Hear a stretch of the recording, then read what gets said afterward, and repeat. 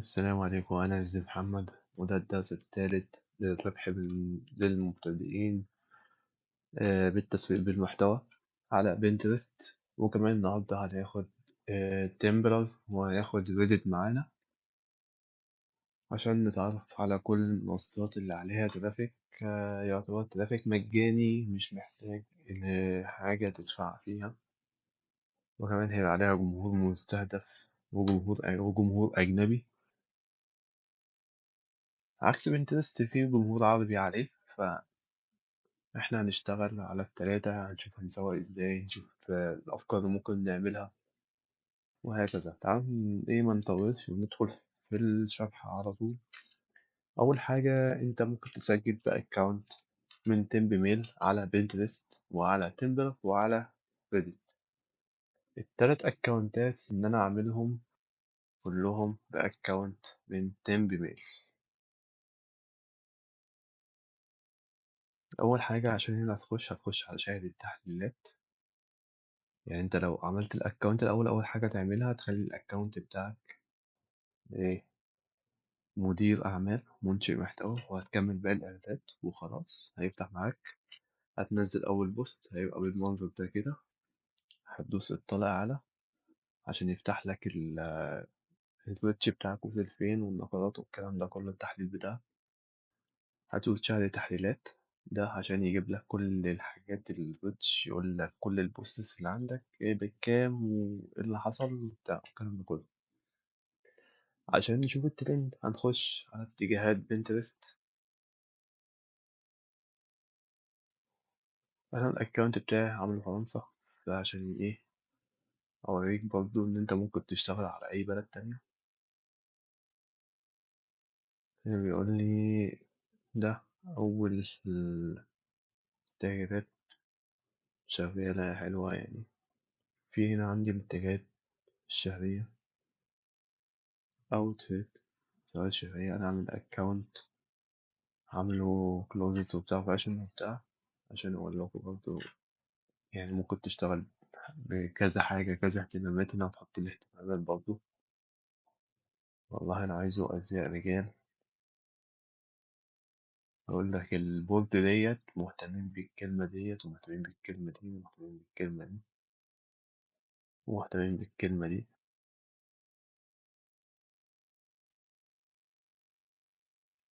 طيب مش عايز، أنا عايز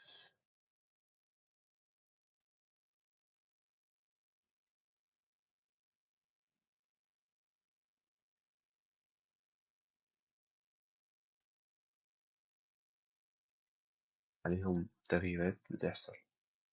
هنا البحث قل عليها وهنا البحث قل عليها، لكن هنا زادت ب1% وهنا 7% وهنا 3%. طيب مش عايز أنا دولت، أبحث هنا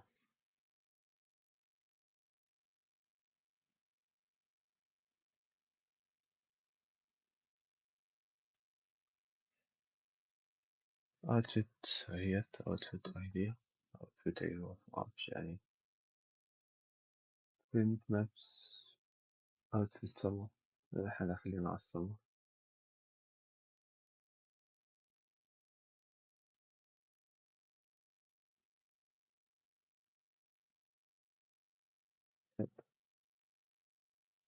70% عمرهم 18 ل24.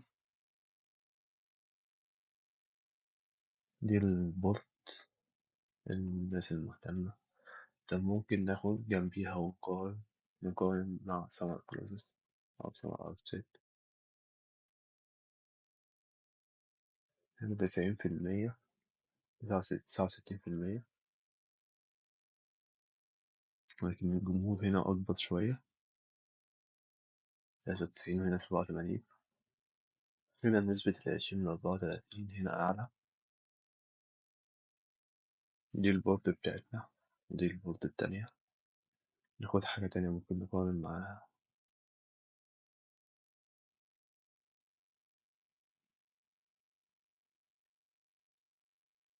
83 مهتمين، هنا 26.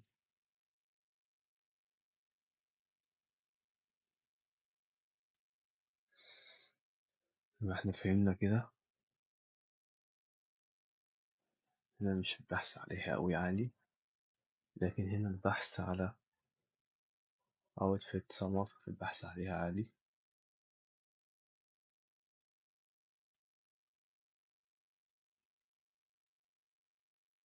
يبقى إحنا هنشتغل على البورد ديت. كل اللي انت عامله إن انت هتاخد اسم البورد وتروح تعمل بورد زيها outfit summer.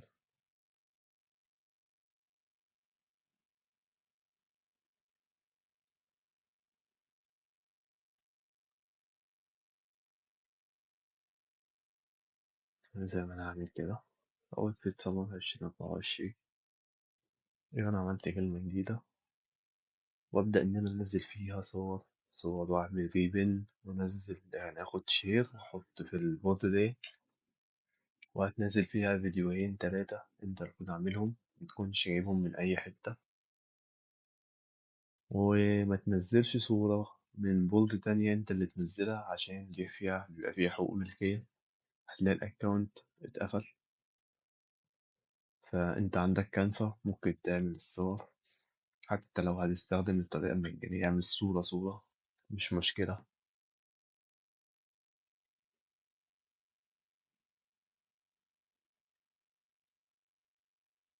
تمام. في حاجة تانية،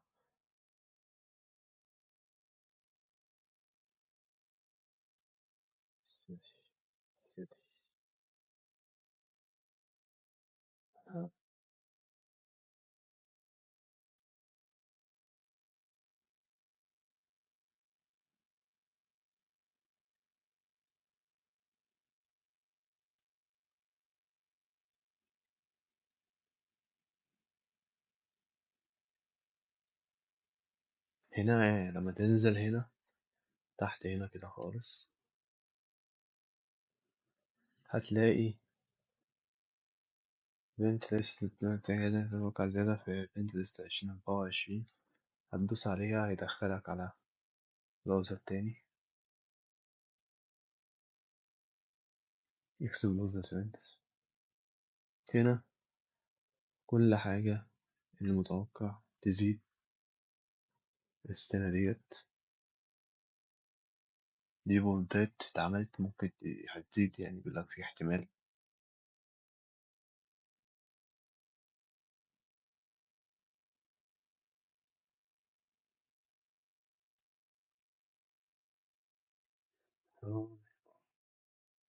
مش عندي fashion finds جينز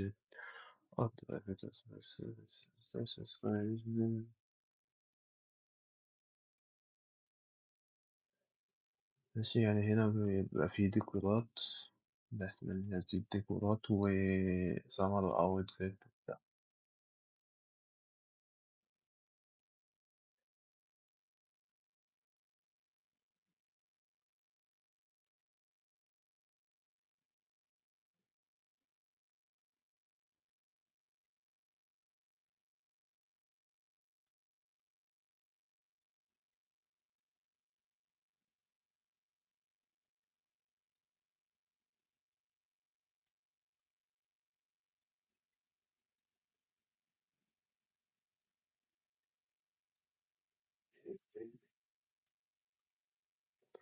تمام كده نقفل. عايزين حاجة منها. يبقى احنا كده عرفنا ازاي هنعمل بوت ونعمل ازاي الأكونت نخليه مدير أعمال. نبدأ إن احنا ننشر عليه. أنا خدت أوفيت سمر 2024، أبدأ أخش البورد بتاعتي وأدوس هنا كده وأدوس منشور. أنا عندي عملت خلاص الديزاين، وعشان الأكونت طالب فبيديني ميزة اسمها أنشئ جملة.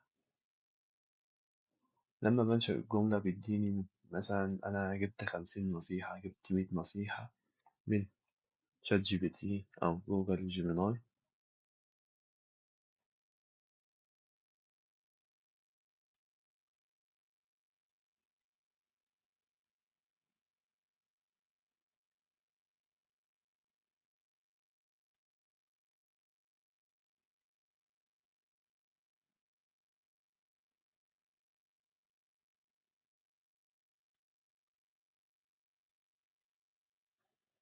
على كانفا. بعد ما أخلص الديزاين بصغر بدوس تكس وبصغر الخط على قد ما أقدر زي ما أنت شايف كده، وبسيبه فاضي وبدوس هنا إدخال بيانات. بعمل كده بشيل الأعواميد دي كلها مش عايزها، وبسمي العنوان هنا 1، وأروح جاي على تاني خانة وأدوس كنترول جي وأقول له تم. حلو. شايف كده هي خلاص هي مضافة. أدوس كليك يمين، ربط البيانات 1.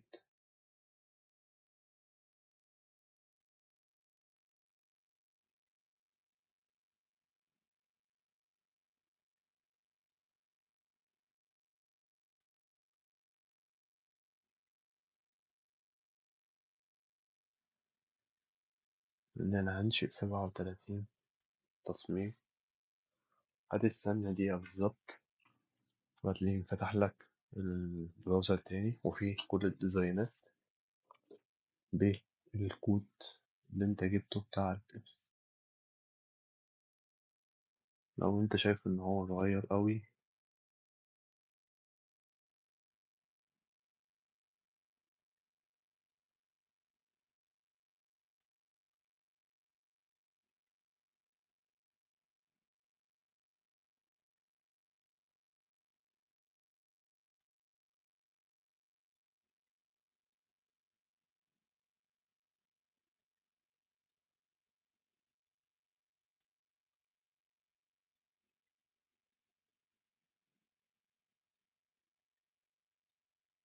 تمام تمام تمام تمام، واروح دايس حفظ تنزيل، تروح دايس تنزيل وخلاص على كده هو نزل. في أقل من دقيقة انت عملت 40 ديزاين، 60 ديزاين، 80 ديزاين زي ما دماغك تقدر تستوعب. انت حط الرقم، هات النصايح من جوجل، شات جي بي تي، جوجل جيميناي، أي حاجة.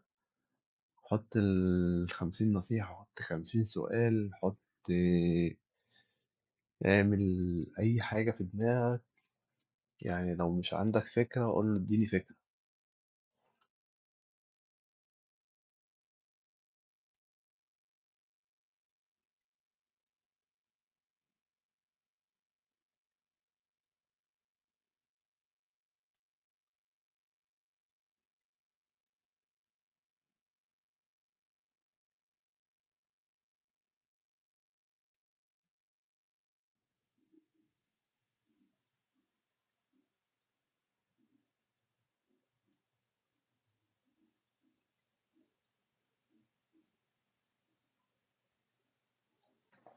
احنا هنا شغالين، هنشتغل بالطرق ديت.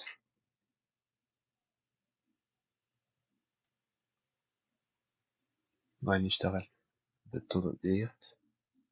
يبقى احنا عندنا تلات تريكات بنشتغل بيهم. وعندنا الانالايز، ان انا وريتها لك تحليلات عشان تعرف الدنيا ماشية ازاي، رايحة فين، وهكذا وهكذا وهكذا.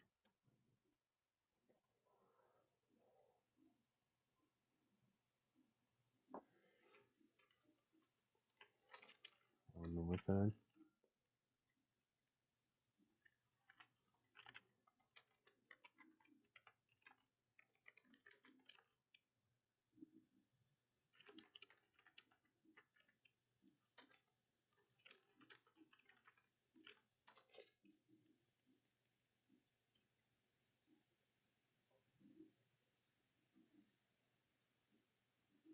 ده اسمه الغباء الاصطناعي، اللي هو تديله حاجة يديك حاجة تانية خالص، أو يديك نفس الحاجة اللي هو كان مديها لك فوق. فما علينا، هناخد كده نروح على الغباء التاني.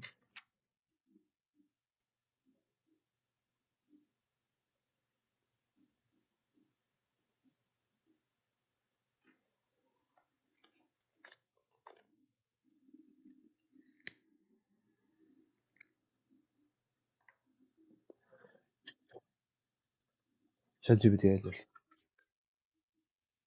ندي له أمر يعني كده.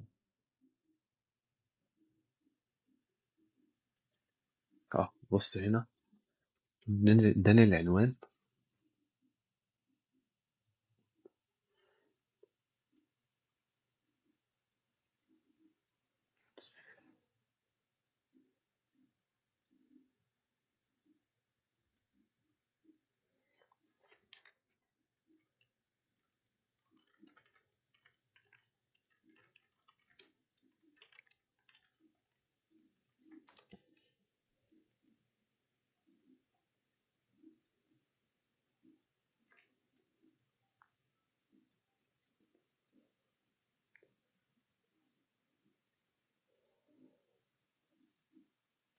لو عرفت تجيب الفيديوهات ديت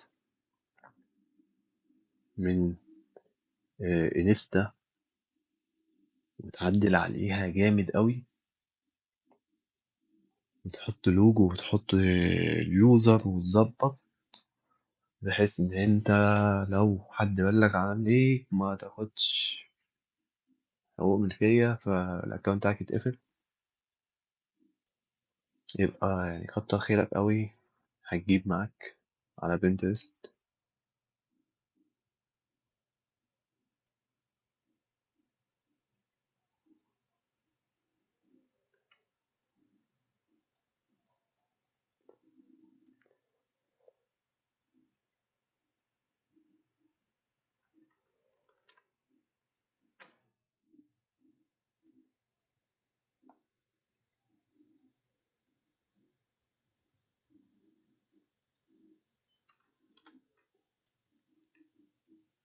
حط هنا نفس العنوان وانزل تحت.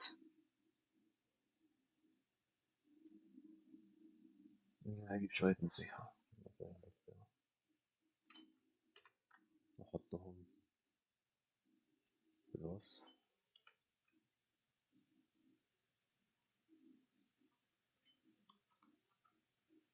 عندك لينك الأفلت بتاعك هتحطه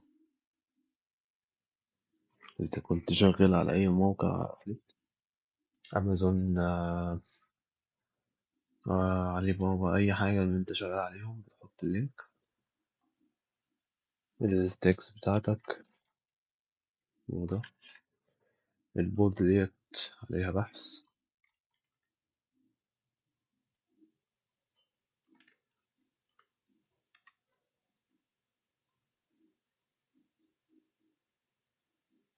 خلاص نشر. كده احنا خلصنا بنترست.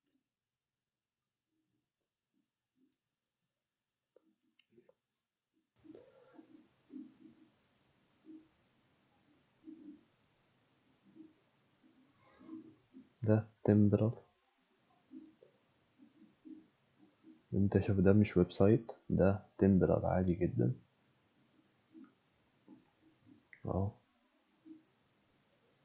بعد ما خلصت بعمل فولور لشوية، بتابع شوية ناس. عندي هنا في الأكاونت بلوج، بتعمل نيو بلوج،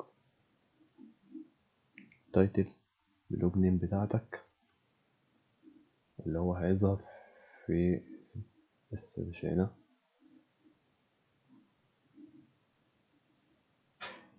وأدوس ستارت وأعمل كرييت وبختار. تنزل معايا هنا في الأكاونت زي كده، بعد ما أتنقل بيهم زي البيدجات بتاعة الفيس. طب انت ممكن تعدل او تعمل اضافات او اي حاجة. انت شايف انا نزلت البوست اهو وحطيت الهاشتاج بتاعتي،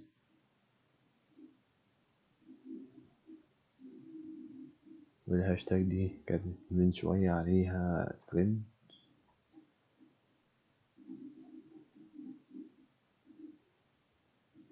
طيب انا عايز ايه تاني؟ عايز اشوف البلوج دي، فيو بلوج، ده بيبقى منظرها. لما تشوفها بتبقى باينة للناس كده. البوست بينزل عندهم ان هم يعملوا كومنت، او عندهم ان هم يعملوا ريشير، او ان هم يسيبوا نوت.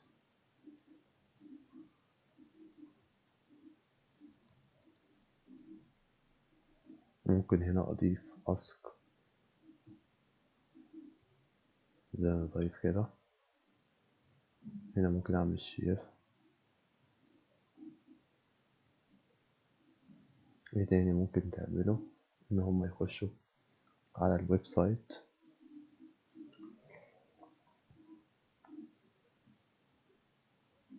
ينفع تغير الويب سايت ديت وتعدلها؟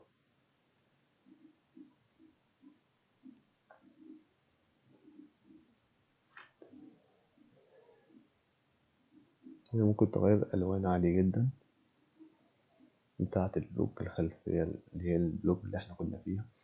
هنا السيمز بتاع الويب سايت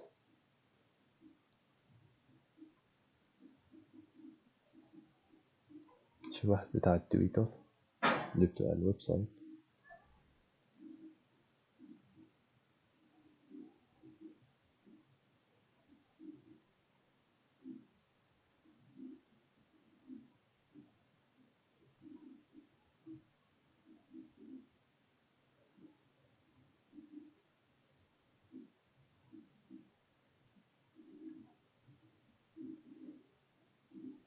خلصنا من تمبرر، نخش على ريدت.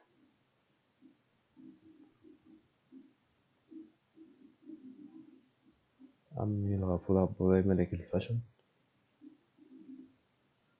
نزلت بوست من 5 ساعات، جينا عليه 77 فيو.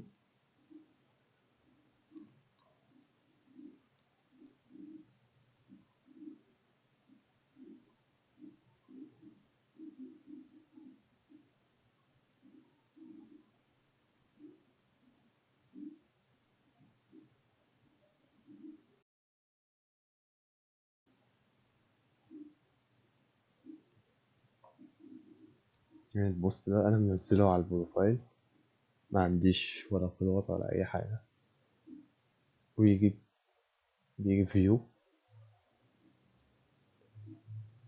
التركية بتاعت ريدت إن ريدت بيخش توصيات، بيظهر على نتائج بحث جوجل، مبيبقاش عليه مفتوح. دي حاجة كويسة احنا ممكن نستغله. بس مفيش حاجة تاني ممكن نقدر إن احنا نعملها، إن احنا نقدر نشتغل على ال3 دول. كل يوم ننزل 3 بوستات وفيديو، مواعيد ثابتة. انت بتبدأ مثلا تصحى الساعة 12 الصبح بتنزل بوست، حتى الساعة 6 الصبح تنزل بوست. المهم ان انت ما توقفش، بتشوف الهاشتاجات، بتعمل سيرش سريع، بتشوف الهاشتاجات اللي شغالة ايه، تشوف التفاعل ايه، عرفت تعمل كام فولور كده، يعني ايه تصاحب على الناس، تنزل بوستات ليها علاقة بالجروب اللي انت فيه او البلوج اللي انت فيها. كل ده بيبدأ ان هو يساعدك في ان انت تكون كوميونيتي صغيرة تكبر مع الوقت. مش يعني انت مش من اول يوم هيجيلك 1000 فولور، مش من اول يوم هيجيلك 2000.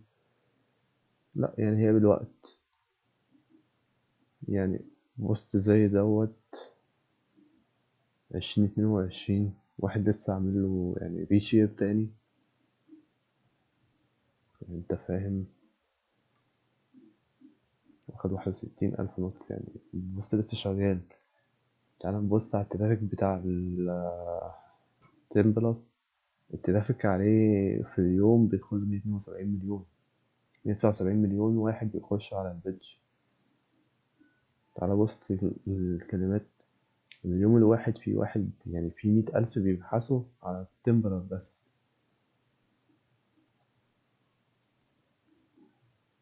هو 103 على العالم في الرانك بتاع السيو، يعني في صفحاته في العالم 171. في الكاتيجوري رانك في المواقع السوشيال هو 10، نمبر 10 في الاستخدام. أكبر ناس بتستخدمه هما الأمريكان والبريطانيين وكندا وألمانيا وأستراليا.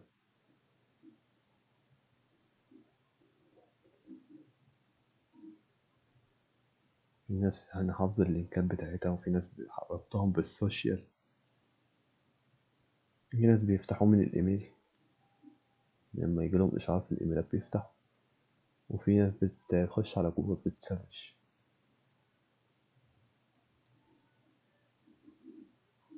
ريديت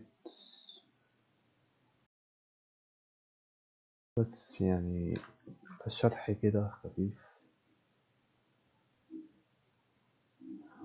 تن تن تن. وما تنساش برضه اللي انت تفتح موني رابط، تعمل باك لينك للبوستات اللي انت نزلتها، زي ما شفت الفيديو اللي فات. هتلاقي في آخر الفيديو احنا فتحنا موني رابط، عملنا باك لينك للبوست اللي احنا نزلناه على بنترست عشان يخش يبدأ في السيرش ان هو يظهر على سيرش جوجل. اي حد يبحث عن الكلمة ديت تفتح له الاكونت بتاعك. الاكونت بتاعك بيخش في في التوصيات بتاعت جوجل، بيخش من اي حد بيبحث على الاكونت.